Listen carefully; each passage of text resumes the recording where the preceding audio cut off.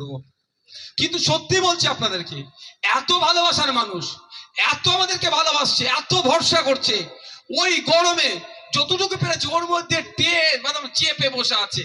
এবার তো আমাকে ভয় লাগছে ভাই, যা রৌদ্র এখানে চলছে, যে আমি আসানসোলের কথা ভুলে যাচ্ছি না, কোন এক রাজনৈতিক দলের নেতারা এই বস্ত্র বিতরণ করছিল, এই বস্ত্র নিতে গিয়ে চাপাচাপিতে মারা গিয়েছিল, খেয়াল আছে?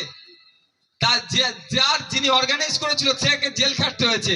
এটা তো আমি ভুলে যাইনি। ও মমতা ব্যানার্জি আমার একটা শব্দ যদি ভুল পাই ধরবে আর জেলের মধ্যে ভরে দেবে।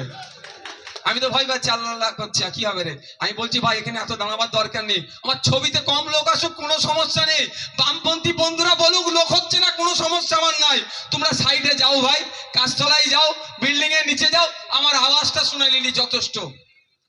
কি করবো ভাই, আমার ছবিতে ভালো আসলে বামপন্থী বন্ধুদের দেখিয়ে বলবো এই দেখো আমার এত লোক হচ্ছে, ওতে আমি বিশ্বাসী নয়। আমার দূরে থাকলেও হবে, দূরে থাকলেও হবে, আওয়াজটা শুনলে ভোট দিলে যথেষ্ট। তাই মানুষ আমাদেরকে চাইছে, আমাদের কাজ শুধু পৌঁছে যাওয়া, আমাদের কাজ পৌঁছে যাওয়া।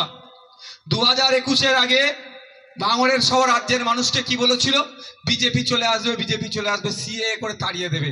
আজকে ভাঙড় সহ সারা রাজ্যের মানুষ বুঝে গিয়েছে সিএ হচ্ছে একটা ভোট ধরা কল। সিএটাকে দেখিয়ে তৃণমূল তার ভোট চুরি মানে ভোট ধরে রাখতে চাইছে, আর বিজেপি একটা অংশের ভোট নিতে চাইছে। দিনের শেষে বিজেমূলের যে নাটক করছে এটা ভাঙড় সহ সারা রাজ্যের মানুষ জেনে গিয়েছে।